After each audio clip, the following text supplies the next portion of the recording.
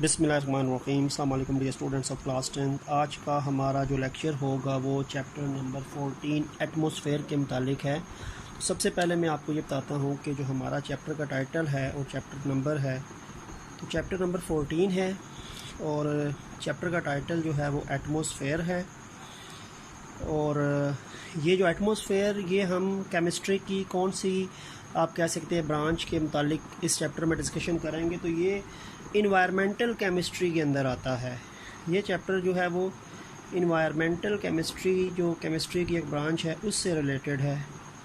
Environmental chemistry के दो chapters हैं जो हमने इस बुक में स्टडी करने हैं। चैप्टर 14 एटमॉस्फेयर और फिर चैप्टर 15 भी हमारे पास है, वो भी इसी से रिलेटेड है, यानी इन्वायरमेंटल केमिस्ट्री से ही रिलेटेड है। और उस चैप्टर का नाम जो है वो वाटर है। तो वाटर चैप्टर 15 और एटमॉस्फेयर चैप्टर नंबर 14, ये दोनों चैप्टर्स जो हैं ये हमारे बेसिकली इन्वायरमेंटल केमिस्ट्री की हेडिंग के अंदर ही आते हैं। ठीक हो गया। तो सबसे पहले तो एटमॉस्फेयर होता क्या है, डेफिनेशन आपको पता होनी चाहिए। तो एटमॉस्फेयर जो है इसके बारे में कहा जाता है कि ये एनवेलप है, कवर है, the envelope of gases and water vapors that surrounds the planet Earth।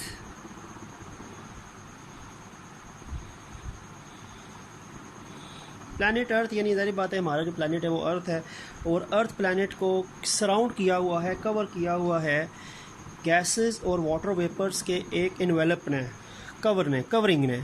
ठीक है, तो यानी हमारी ज़मीन जो हमारा प्लैनेट अर्थ है उसको घेरा हुआ है, उसको कवर किया हुआ है गैसेस ने और एटमॉस्फेयर में मौजूद गैसेस ने और वाटर वेपर्स ने। और ये जो इन्वेलप होता है इसको हम एटमॉस्फेयर कहते हैं। ठीक है, तो the envelope of gases and water vapours that surrounds the planet earth is known as atmosphere. और इन्वेलप का मतलब क्या होता है, कवर होता है। इन्वेलप हम बोलते हैं कवर को, the cover of gases and water vapours that surrounds our earth. ठीक है, क्योंकि बाकी प्लैनेट्स के अंदर एज सच वाटर वेपर्स मौजूद नहीं हैं, गैसेज कुछ तादाद में हैं, लेकिन एज सच अर्थ प्लैनेट के अंदर ही आपको गैसेज का कवर और वाटर वेपर्स का कवर मिलेगा एक ख़ास हाइट तक, जिसको हम एटमॉस्फेयर बोलेंगे। ठीक हो गया। अच्छा, अब क्योंकि अब इसमें गैसेस भी हैं और वाटर वेपर्स भी हैं हमारे एटमॉस्फेयर में, लेकिन अभी अगर मैं वाटर वेपर्स को हटा देता हूँ, सिर्फ गैसेस की बात करता हूँ, क्योंकि वाटर वेपर्स जो होते हैं ना ये वेरी करते हैं। कुछ जगहों पे वाटर वेपर्स हमारी अर्थ में ज़्यादा हैं, कुछ जगहों पे वाटर वेपर्स जो है वो कम है। लेकिन मैं सिर्फ अगर एटमॉस्फेयर में जो ड्राई हिस्सा है, यानी जो ड्राई एयर है, अगर मैं उसकी कंपोजिशन देखूँ तो उसमें क्या क्या चीज़ें आएंगी। Composition of dry air, composition of dry air.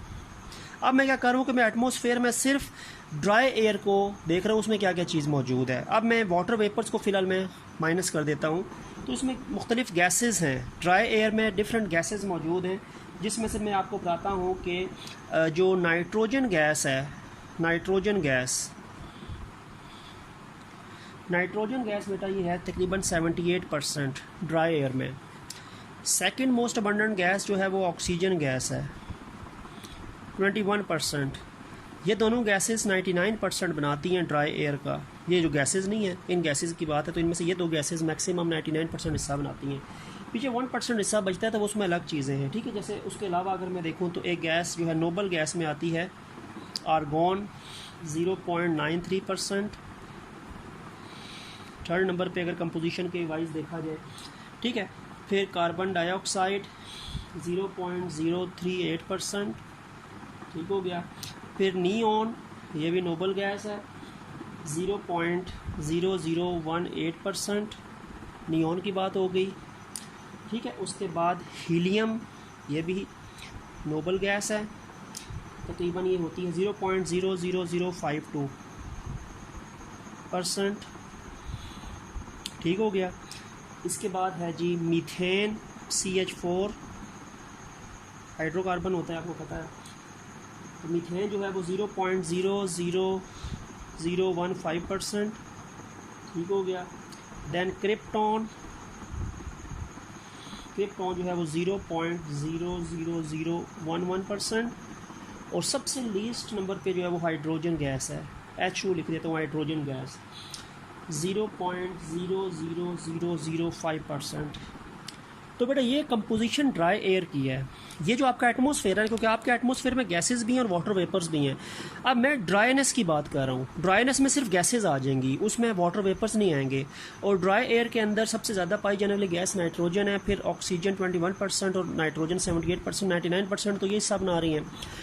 फिर argon 0.93, carbon dioxide 0.038, neon 0.0018, helium इसके मैं दरमियान में चलें ये लगा देता हूँ, हीलियम जो है वो 0.00005%, 52%, मीथेन 0.00015, क्रिप्टॉन 0.00011 एंड हाइड्रोजन 0.00005%। तो ये आपके पास ड्राई एयर की कंपोजिशन है। मैंने वाटर वेपर्स क्यों नहीं लिखा, क्योंकि वाटर वेपर्स बेटा वेरी करता है। वाटर वेपर्स जो होते हैं ये कुछ जगहों पे हमारे एटमॉस्फेयर में ज़्यादा होते हैं और कुछ जगहों पे कम होते हैं, ठीक है। जैसे ये ट्रॉपिकल रेन फॉरेस्ट जो हैं वहाँ पे वाटर वेपर्स बहुत ज़्यादा होंगे, और जो डेजर्ट्स होंगे वहाँ पे वाटर वेपर्स बहुत कम होंगे। तो वाटर वेपर की जो कंपोजिशन होती है ना वो वेरी करती है area to area, habitat to habitat, ठीक है। अवेलेबिलिटी ऑफ वाटर पे डिपेंड करती है, या अमाउंट ऑफ ट्रीज़ पे, या और भी डिफरेंट पैरामीटर्स हैं जिस पे वाटर वेपर्स की चीज़ डिपेंड करती है। तो वाटर वेपर्स की तादाद पूरी यूनिवर्स में एटमॉस्फेयर में सेम नहीं है, कभी ज़्यादा है कभी कम है। मैक्सिमम आपको ट्रॉपिकल रेन फॉरेस्ट में मिलेंगे, लीस्ट नंबर आपको डेजर्ट्स में मिलेंगे, लेकिन बाकी ये जो चीज़ें हैं ना ये तकरीबन कांस्टेंट होती है ड्राई एयर के अंदर, ठीक है। तो ये तो आपके पास एटमॉस्फेयर के एक थोड़ा सा आ गया, इंट्रोडक्शन आ गया। अब एटमॉस्फेयर की हम लेयर्स की बात कर लेते हैं, जो टॉपिक हमारा है कि एटमॉस्फेयर के अंदर कौन कौन सी लेयर्स हैं, क्या क्या उनके नाम है, कितनी कितनी उनकी डिस्टेंस है उनका अर्थ सरफेस से, और क्या क्या उनकी टेम्परेचर रेंज वगैरह मौजूद है वहाँ पे, ठीक है। तो टॉपिक जो है वो बेटा हमारा जो है वो है अब लेयर्स ऑफ एटमॉस्फेयर। एटमॉस्फेयर्स के अंदर कौन कौन सी लेयर्स हैं। अच्छा, तो ये मैं आपको बता दूं कि आपका जो एटमॉस्फेयर है ना इसमें 4 लेयर्स हैं। इट हैज़ 4 लेयर्स, ठीक हो गया। पहली लेयर्स को हम कहते हैं troposphere. Troposphere first layer, then stratosphere, then mesosphere, and last thermosphere। और थर्मोस्फेयर के अंदर फिर आगे 2 कैटेगरीज हैं, एक आयनोस्फेयर और एक एक्सोस्फेयर। अब इन चारों लेयर्स की एक स्पेसिफिक हाइट है, डिस्टेंस है अर्थ सरफेस से, और इनकी एक ख़ास टेम्परेचर रेंज है। अगर मैं बात करता हूँ ट्रोपोस्फियर की बात करूँ बेटा, तो ट्रोपोस्फियर हमारी अर्थ के सरफेस से स्टार्ट होता है और ये 12 किलोमीटर्स हाइट तक जाता है। यानी ये 0 से लेके 12 किलोमीटर तक की जो हमारी ज़मीन की सरफेस से जो ऊपर हाइट है वो ट्रोपोस्फियर वहाँ तक होता है, ठीक है। 0 वो जो हमारा अर्थ क्रस्ट यहाँ पे बैठे हैं वो 0 है, और ऊपर 12 किलोमीटर तक जाएँ तो वो ट्रोपोस्फियर है। और इसमें जो टेम्परेचर है ना वो 17 डिग्री सेल्सियस लोवेस्ट पार्ट का है, और टॉप मोस्ट पार्ट जो ट्रोपोस्फियर का है यानी जो 12 किलोमीटर वाला हिस्सा है उसका है जी -55 डिग्री सेल्सियस। तो डिस्टेंस इसका 0 से 12 किलोमीटर तक है, और टेम्परेचर इसका 17 डिग्री इसके लोवेस्ट पॉइंट का टेम्परेचर है, और इसके हाईएस्ट पॉइंट का टेम्परेचर -55 डिग्री सेल्सियस है। ट्रोपोस्फियर ख़त्म होता है तो बेटा स्टार्ट होता है स्ट्रेटोस्फियर। सारी बात है 12 किलोमीटर से स्टार्ट होगा, ठीक है, और ये जाएगा 50 किलोमीटर तक। 12 किलोमीटर से लेके 50 किलोमीटर तक जो बीच में तकरीबन 38 किलोमीटर बनते हैं वो स्ट्रेटोस्फियर के हैं, ठीक है। और ये जारी बात है -55 से स्टार्ट हुआ था ना, और ये टेम्परेचर इसमें इंक्रीज़ होगा और ये -5 तक जाएगा, टेम्परेचर इंक्रीज़ होता है। फिर मीसोस्फियर जारी बात है स्टार्ट होगा 50 किलोमीटर से स्टार्ट होगा, 50 km से स्टार्ट होगा, और ये जाएगा 80 km तक, 80 किलोमीटर तक, यानी 30 किलोमीटर इसका टोटल बनता है, 50 से लेके 80 तक, ठीक है। और ये -5 डिग्री सेल्सियस टेम्परेचर डिक्रीज़ होगा, इसमें डिक्रीज़ होता होता -93 डिग्री सेल्सियस तक आएगा, ठीक है बेटा। और फिर आखिरी जो है वो थर्मोस्फियर है। थर्मोस्फियर जो है ना ये तकरीबन हम ये कह सकते हैं कि ये अबव 80 किलोमीटर 80 किलोमीटर के ऊपर जो भी चीज़ है वो सारा आपका थर्मोस्फियर है। अबव 80 किलोमीटर मैंने लिख दिया है, ठीक है। एक चीज़ तो मैंने हाइट तो लिख दी है, कोई स्पेसिफिक रेंज ऐसा है नहीं। और टेम्परेचर इसका -93 डिग्री सेल्सियस से स्टार्ट होगा, लोवेस्ट पॉइंट जो इसका है, ठीक है बेटा। और ये इंक्रीज़ होगा, ये प्लस 1800 डिग्री सेल्सियस तक जाएगा। मैं प्लस डाल दूँ, प्लस, ये टेम्परेचर बढ़ रहा है। अच्छा, इसमें भी 2 पॉइंट्स हैं, क्योंकि 80 से ऊपर सारा आइनोस्फीयर, वो थर्मोस्फीयर है ना। तो अब इसको मैं 2 हिस्सों में डिवाइड करता हूँ। इसका एक पार्ट जो वो आइनोस्फीयर है और एक पार्ट एक्सोस्फीयर है। अब जो आइनोस्फीयर है ना, वो बेसिकली कहाँ पे है? आइनोस्फीयर जो है उसको मैं कह सकता हूँ कि वो 80 किलोमीटर से 400 किलोमीटर तक जो है,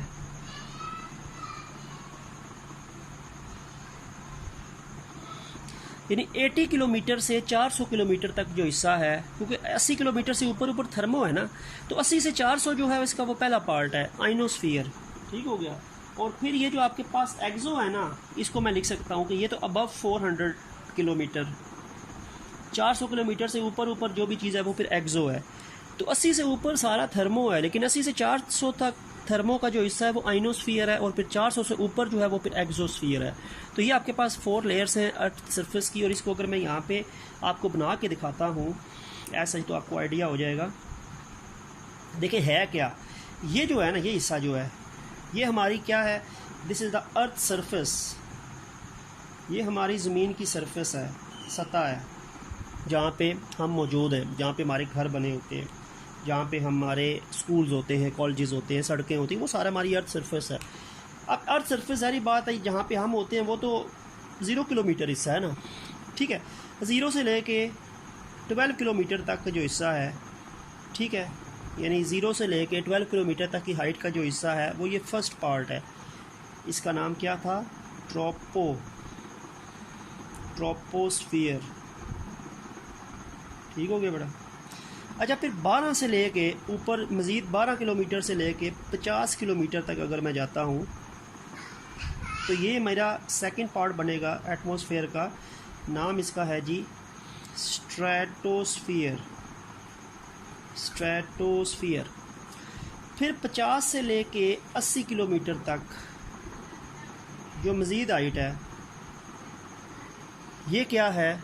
ये है जी मीसोस्फियर, ये मीसोस्फियर है। और फिर 80 से ऊपर, ठीक है, मैं लिखता हूँ 80 से ऊपर, अबव मैंने लिख दिया, 80 से अबव जो भी हिस्सा है ऊपर मैं डॉट्स डाल देता हूँ। ये सारा बेटा क्या है? दैट इज़ थर्मोस्फियर, ठीक हो गया।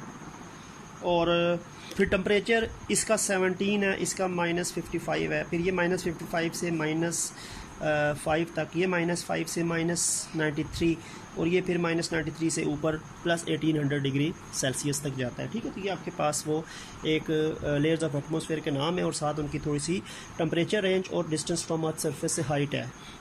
अब हम अगर 1 बाय 1 इनकी थोड़ी सी डिस्कशन कर लेते हैं कि टेम्परेचर कम हो रहा है, क्यों ज़्यादा हो रहा है इन डिफरेंट लेयर्स में। तो थोड़ा बहुत इसमें थोड़ी सी डिटेल अगर हम देखें तो सबसे पहले बेटा बात वही है कि पहली लेयर, सबसे पहले हम आते हैं ट्रोपोस्फियर।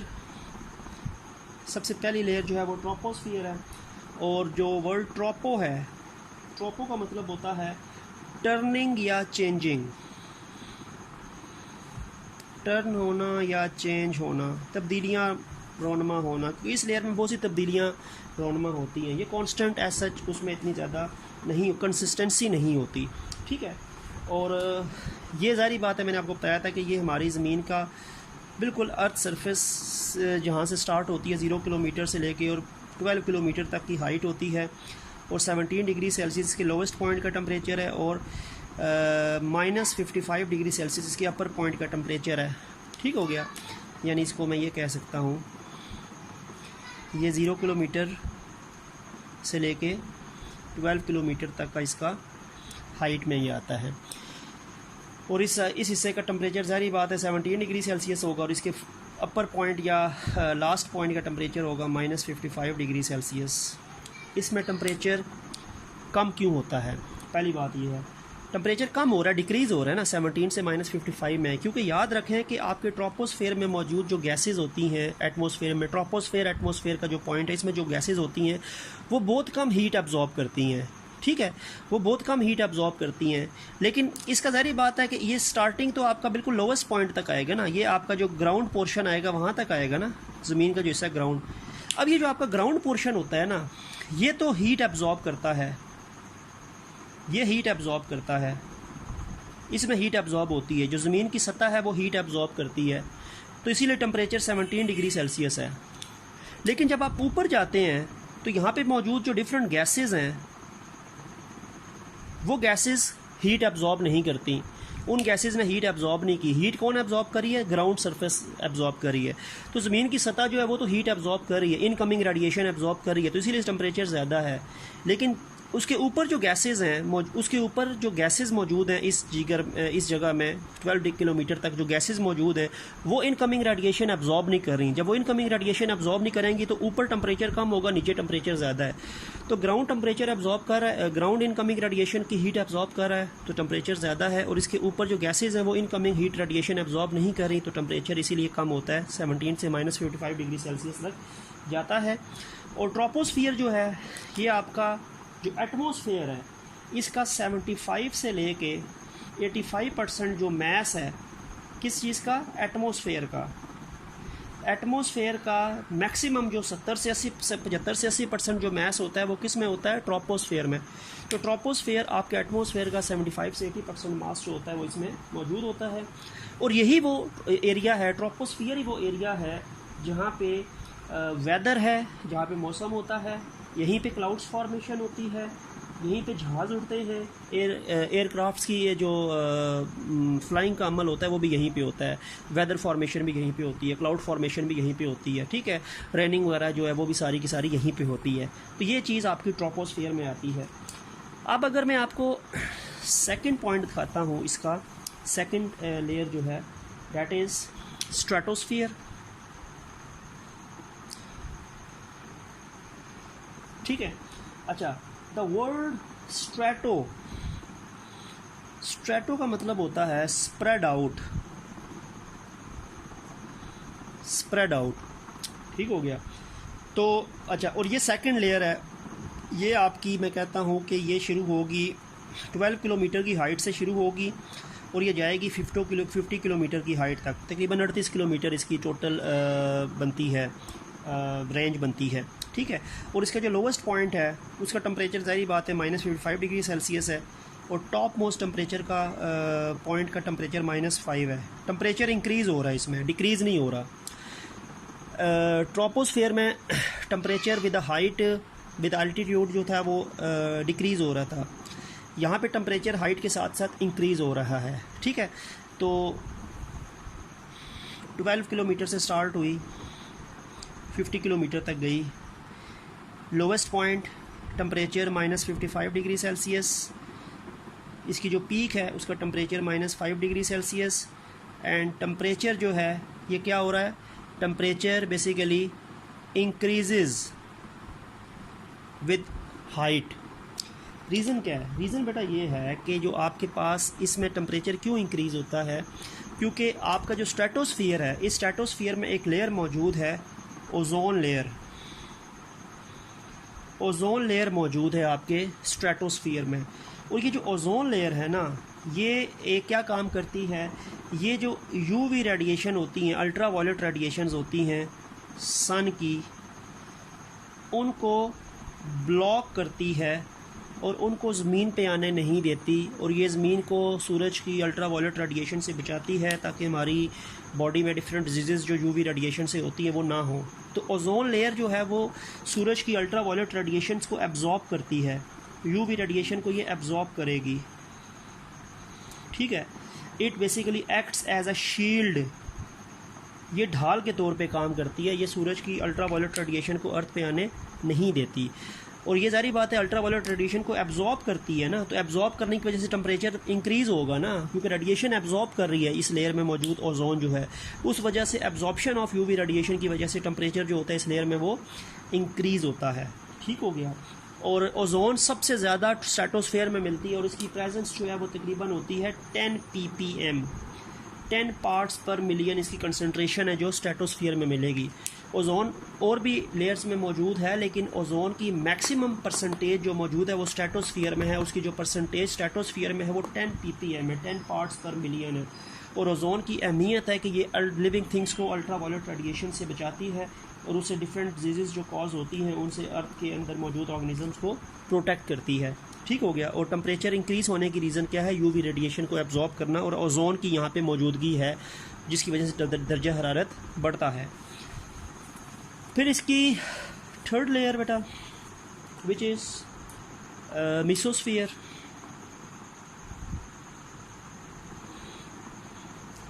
मेसोस्फीयर जो है वो 50 किलोमीटर से स्टार्ट होगी और 80 किलोमीटर तक जाएगी। 50 किलोमीटर का टेम्परेचर -5 है और उसका -93 डिग्री सेल्सियस है, तो टेम्परेचर डिक्रीज़ हो रहा है।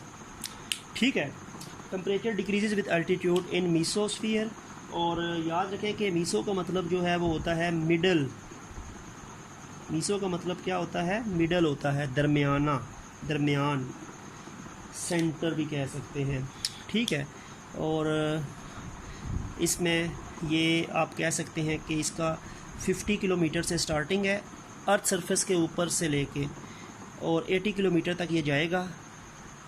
इस जगह पे -5 टेम्परेचर है, हाईएस्ट पॉइंट पे -93 टेम्परेचर है।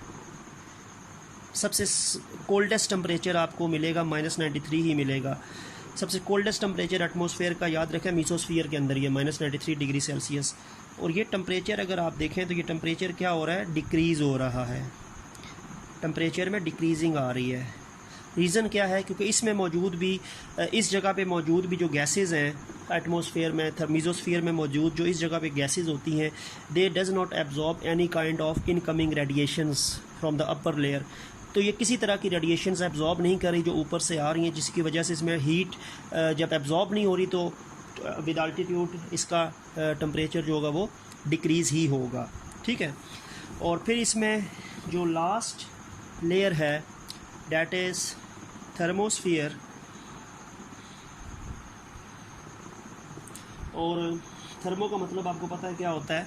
थर्मो या थर्म का मतलब होता है हीट। ठीक हो गया। ये इसको मैं कह सकता हूँ कि अबव 80 किलोमीटर थर्मोस्फीयर है। टेम्परेचर बेटा इसका -93 डिग्री सेल्सियस से स्टार्ट होता है और +1800 डिग्री सेल्सियस तक जाता है। लेकिन हम ऐसा कर सकते हैं कि हम थर्मोस्फीयर को 2 हिस्सों में डिवाइड कर सकते हैं। थर्मोस्फीयर को हम 2 पार्ट्स में डिवाइड कर सकते हैं। एक इसका पार्ट जो 80 किलोमीटर से लेके 400 किलोमीटर तक है, ठीक हो गया, और एक जो 400 किलोमीटर से लेके ऊपर है। तो इसका जो पार्ट 80 से 400 किलोमीटर के दरमियान है उसको हम कहते हैं आइनोस्फीयर। और फिर जो 400 से ऊपर ऑनवर्ड जितना भी है उसको हम कहते हैं एक्सोस्फीयर। ठीक हो गया। अब थोड़ा सा अगर आपको बना के दिखा देता हूँ तो ये मैं कह सकता हूँ कि चलें 80 किलोमीटर से ऊपर ये सारा का सारा जो मैंने बनाया है ना, दिस इज़ योर थर्मोस्फीयर। ये सारा थर्मोस्फीयर है। ठीक हो गया, ये सारा थर्मोस्फीयर है। 80 किलोमीटर से ऊपर सारा का सारा हिस्सा, ये सारा इसमें आ जाएगा। अच्छा, लेकिन इसको मैं अगर यहाँ पे 2 हिस्सों में डिवाइड कर दूँ कि इस थर्मोस्फीयर का वो हिस्सा जो 80 से 400 किलोमीटर तक है, ठीक है, तो उस पार्ट को फिर मैं एक नाम दे दूँगा अपनी आसानी के लिए, आइनोस्फीयर। ठीक हो गया, आइनोस्फीयर, आइंस की वजह से निकला है। और फिर 400 से ऊपर जितना भी हिस्सा है, what is the name of this part? Exosphere. ठीक हो गया। टेम्परेचर सारी बात है ये -93 से स्टार्ट होगा और ऊपर टॉप पे जाते हुए जाए तो +1800 तक जाएगा। और इसमें क्या हो रहा है? टेम्परेचर विद द हाइट क्या हो रहा है? इंक्रीज़ हो रहा है। What is the reason behind the temperature increasing with altitude of this layer? बेटा रीज़न ये है कि ये सबसे पहला हिस्सा है जो सोलर रेडिएशन को रिसीव करता है। सूरज की रोशनी या सूरज की रेडिएशन सबसे पहले हमारी एटमॉस्फेयर की टॉप मोस्ट लेयर में दाखिल होती है, थर्मोस्फेयर में दाखिल होती है। ठीक है, तो जब भी ज़मीन के अंदर एटमॉस्फेयर में सूरज की रेडिएशन दाखिल होगी तो ये टॉप मोस्ट हिस्सा थर्मोस्फेयर उसको रिसीव करेगा। ठीक है, और सनलाइट सबसे पहले स्ट्राइक करेगी थर्मोस्फियर को, और उसमें जब ये स्ट्राइक करेगी तो उसमें क्या होगा, उस थर्मोस्फेयर में मौजूद, क्योंकि एटमॉस्फेयर का हिस्सा है तो यहाँ पे मौजूद जो आपके ऑक्सीजन और नाइट्रोजन, ये आपको पता ना कि मैक्सिमम मिकदार में यही दो गैसेस मौजूद होती हैं। तो ऑक्सीजन और नाइट्रोजन यानी O2 और N2 जो हैं, ये क्या काम करेंगे, ये जो रेडिएशंस ऊपर से आएंगी, रिसीव होंगी, ये बेसिकली उस एनर्जी को या उस सोलर रेडिएशन को बेसिकली कन्वर्ट करेंगे हीट में। ठीक है, यानी ऊपर से ज़ाहिर बात है सबसे पहले जो सनलाइट है वो स्ट्राइक करेगी थर्मोस्फेयर को, और थर्मोस्फेयर में मौजूद ऑक्सीजन और नाइट्रोजन के मॉलिक्यूल्स क्या काम करेंगे, ये कन्वर्ट करेंगे इन सोलर लाइट में मौजूद जो सोलर एनर्जी है उसको कन्वर्ट करेंगे हीट में, और उस हीट की वजह से, रेडिएशन की वजह से इनका टेम्परेचर जो है वो इंक्रीज़ हो रहा है, प्लस 1800 डिग्री सेल्सियस तक वो जाएगा। ठीक है, ये टेम्परेचर जो है वो प्लस 1800 डिग्री सेल्सियस तक वो जाएगा, because it is the first layer of the atmosphere that receive sunlight, या sunlight strike first of all thermosphere, and due to this striking the oxygen and nitrogen molecules convert these striking thermal radiations या striking solar radiations into heat, जिसकी वजह से temperature जो है वो increase होता है। तो ये आपके पास 4 लेयर्स हैं एटमॉस्फेयर की, जिनके अंदर थोड़ी बहुत डिटेल हमने डिस्कस की है, टेम्परेचर, रेंज और साथ इनकी हाइट की बात की है। ठीक है, तो आज का लेक्चर जो था ये हमारा लेयर्स ऑफ एटमॉस्फेयर और एटमॉस्फेयर के इंट्रोडक्शन के मुतालिक था। तो बाकी जो हमारा नेक्स्ट वीडियो या नेक्स्ट लेक्चर होगा वो हमारा इसी चैप्टर में डिफरेंट एयर पोल्यूटेंट से मुतालिक होगा, एयर की क्वालिटी में जो चीज़ ख़राबी आती है। तो नेक्स्ट लेक्चर तक के लिए अल्लाह हाफिज़।